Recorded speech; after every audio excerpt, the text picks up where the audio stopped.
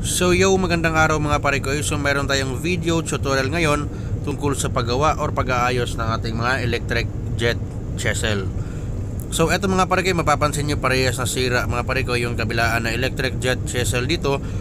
Ngunit subukan natin gawin or gawan ng paraan mga pare ko para i-combine yung ating dalawang jet chisel. Hahanap tayo ng parts dito sa isang chisel natin, pati sa kabilang chisel natin, upang masubukan natin mga pare kung saan yung spare parts na pwede pa nating pakinabangan para magamit natin ito. So yun nga pala mga pare ko, yung ating electric jet chisel dito ay isang 110 volts lamang. So hindi natin siya pwedeng gamitin sa 220 volts mga pare ko dahil masusunog nga dito yung kanyang motor at mag-overspeed yung kanyang takbo or yung kanyang ikot mga pare ko.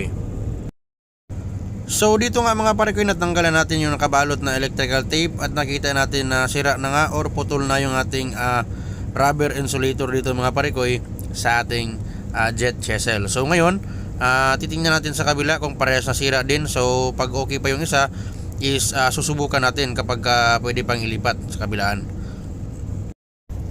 So sa puntong ito mga pare ko is babaklasin na natin yung ating air vent para sa ating AC motor upang makita natin kung bakit nga ba hindi naiikot mga pare ko yung ating AC motor dito.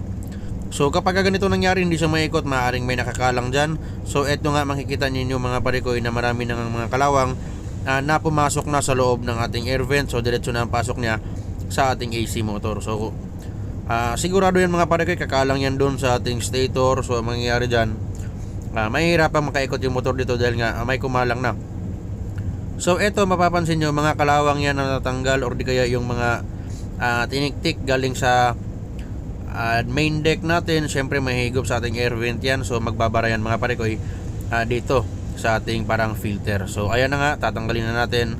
So makikita nyo naman kung gaano kadumi kung kaya hindi natin ginagamit dahil na rin na-imbak na rin itong mga pare ko sa aming storage room. So ngayon susubukan natin maghanap ng piyesa sa isa pang jet chisel upang masubukan natin nagagana yung isa dahil nga kulang-kulang na sa gamit or spare na nasisira na rin sa ating jet chisel. So eto na nga mga pare ko, mapapansin nyo hindi na maikot dito yung kanyang AC motor at wala na rin dito yung kanyang carbon brush. So next na gagawin natin mga pare ko, bubuksan natin mamaya yung isa pang jet chisel natin. Baka makakuha tayo ng mga spare na pwede natin gamitin or ilipat dito. So sa ngayon tatanggalin na natin mga pare ko yung kanyang needle guide holder, yun ang nagbibigay ng guide sa ating mga needle, yung nasa harap mga pare ko na tumutusok yan sa ating mga kalawang upang tiktikin niya at matanggal nga yung ating mga kalawang sa ating mga main deck or sa iba't ibang bahagi ng barko kung saan may kalawang. So ito mga pare ko yung needle guide holder, so ganyan kanyang itsura, so madumi na rin. So ngayon tatanggalin na natin yung kanyang bolt or ang kanyang Phillips screw na nagkakabit mga pare ko sa ating driven gear papasok sa ating AC motor. So syempre natanggal na natin mga pare ko yung ating apat na Phillips screw dito. So babaklasin na rin natin kaagad yung ating driven gear cover. So eto mga pare ko, mapapansin nyo makunat siya. So posibleng may nakakalang dito mga pare ko, maaari yan na kalawang din or mga nanigas na mga grasa. So ayan na nga mga pare ko, mapapansin nyo na sobra sa grasa yung ginalagay dito. Siyempre na sobrahan sa sipag yung nag-maintenance sa ating electric jet chisel. So dapat dito mga pare ko, kaunting grasa lang ilalagay natin para malubricate lang siya. So pagka ganitong itsura, ibig sabihin na sobra na sa paglalagay ng grasa, so nawala na rin ng maintenance. So gagawin mamaya mga pare ko, lilinisin natin yan. Lahat ng excess or sunog na mga grasa is alisin natin at atin na rin yan na papalitan. So ayan na mga pare ko, kumapal na nga yung grasa sa loob nito at na rin, basag-basag na siya dahil nga mainit ang paggamit dito dahil hindi na siya nakakasingaw ng maayos. So ayan mga pare ko, yung ating driven gear, mapapansin nyo puno rin ng grasa yan. So yan yung ating papalitan mamaya. Lilinisan natin yan, papalitan natin ng panibagong grasa, ngunit kaunti lang, insakto lang sa kanyang lubrication. So ganyan kakapal mga pare ko, mapapansin din natin dito na yung kanyang AC motor is hindi na nga naiikot or kumalang na sa mga pare ko. So ngayon ay gagawin natin, lilinisan yung AC motor, lahat ng parts na yan upang magamit na natin. At eto na nga mga pare ko, yung kabuuang laman ng ating jet chisel at kailangan nating linisan yan, matanggal natin yung dumi pati na rin yung mga nakakalang. So ngayon naman mga parekoy, habang nililinisan pa yung kabilang parts ng isang jet chisel, is bubuksan naman natin ngayon yung chisel nito upang makakita tayo ng posible pang magamit natin or mga spare parts na pwede nating ilipat sa kabila, or titingnan natin yung chisel nito kung ito pa ay kaya pang buhayin. So ayan mga parekoy, babaklasin na rin natin ito katulad ng ginawa sa isa, at makikita natin mga parekoy kung saang parts tayo makakuha ng maayos at pwede pa nating pakinabangan para makombine natin or makabuo tayo ng isang working electric jet chisel. So ayan mga parekoy, napapansin nyo yung chisel ito is binuksan na rin pala dahil nga maluwag na lahat ng kanyang tornilyo.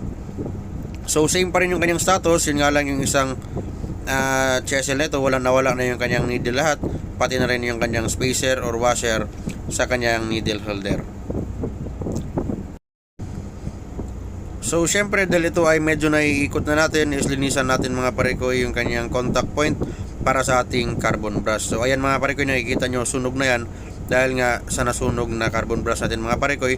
So ngayon subukan natin linisan siya at lalagyan natin ng panibagong carbon brush kung ito nga ba ay gagana pa or hindi pa siya totally sunog.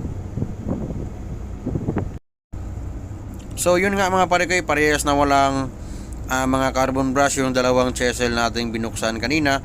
So eto, may isa pa tayong jet chisel. Hihiramin muna natin mga parekoy yung kanyang carbon brush dito at ikakabit natin sa isang AC motor at itesting natin kaagad sa ating 110 volts kung ito pa ba ay nagagamit pa, working pa siya at hindi pa siya totally nasunog yung kanyang AC motor. So kapag ganun mga parekoy, makikita natin na working pa yung kanyang AC motor, is continue tayo mga parekoy, baklasin natin lahat ng spare doon at atin itong lilinisan upang ibalik natin mga parekoy para magamit natin sa ating paglilinis. At eto na nga mga parekoy, dalawang carbon brush natin gagamitin para matest natin yung ating AC motor kung hindi pa siya totally sunog. At nandito na nga mga parekoy yung ating carbon brush, nakakabit na yan sa ating AC motor.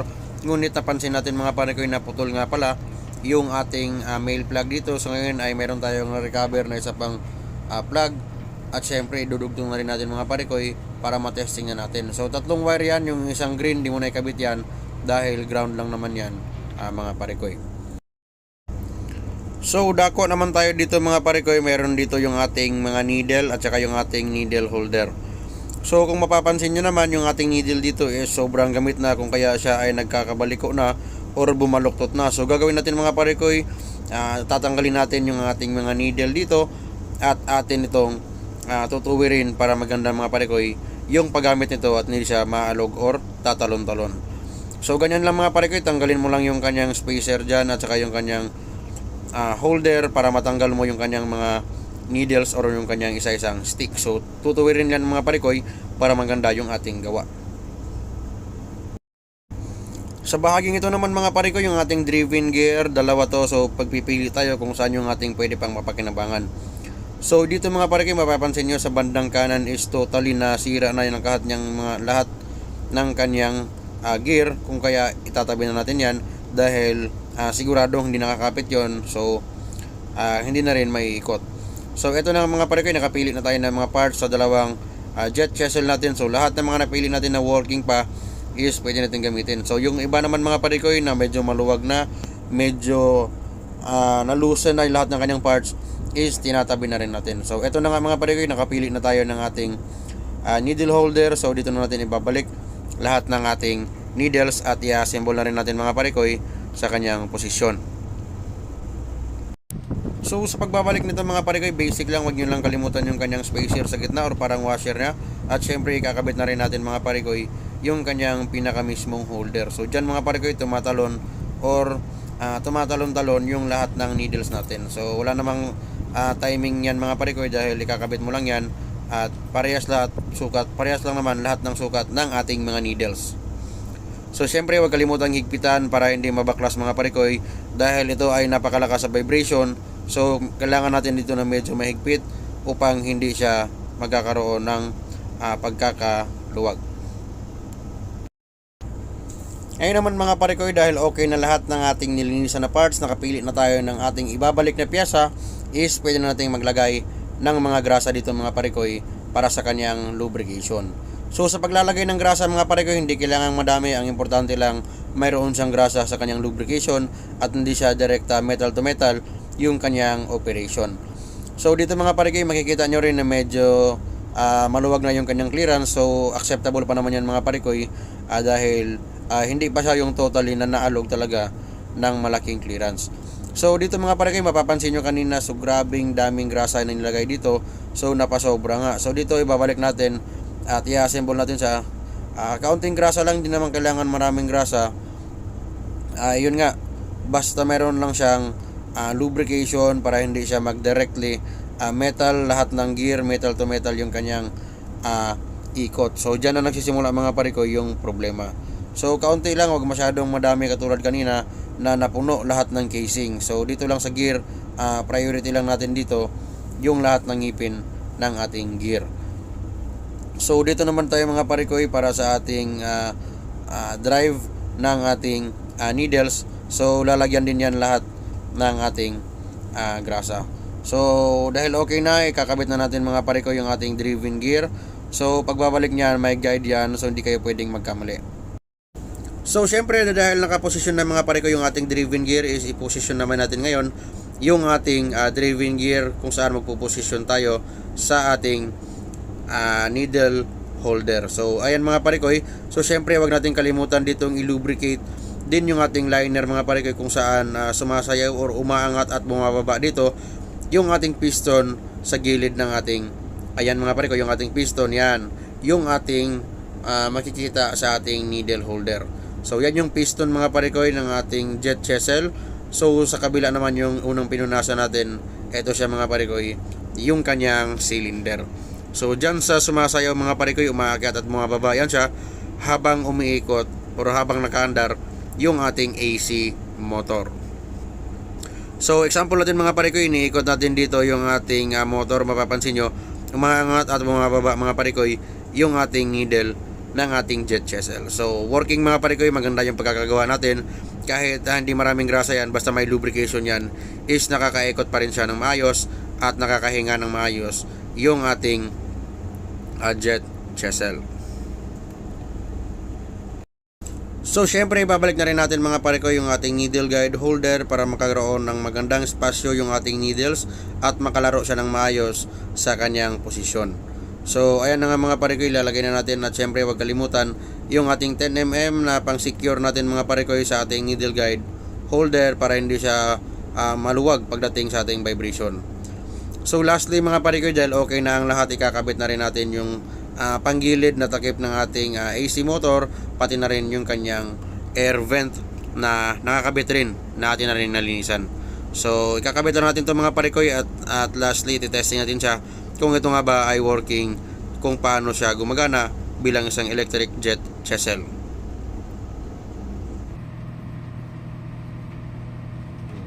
Saksak na? Oo, saksak. Okay? Okay. Ako, ready? Sige, fire mo.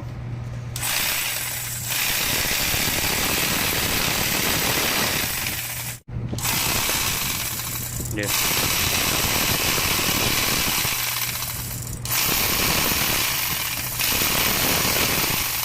Kapit tayo pa ay. Gila.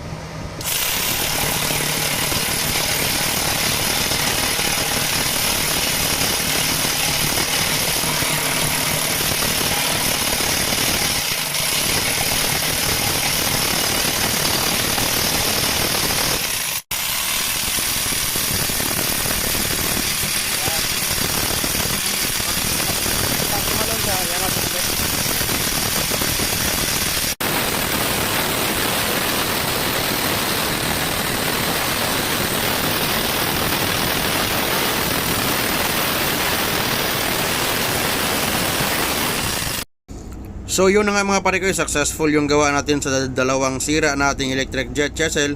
Is nakakuha pa tayo ng spare parts sa kabilaan at nagbuo tayo ng isa upang magagamit pa natin sa ating pangangatok ng ating main deck, sa deck department, pati na rin sa ating engine department.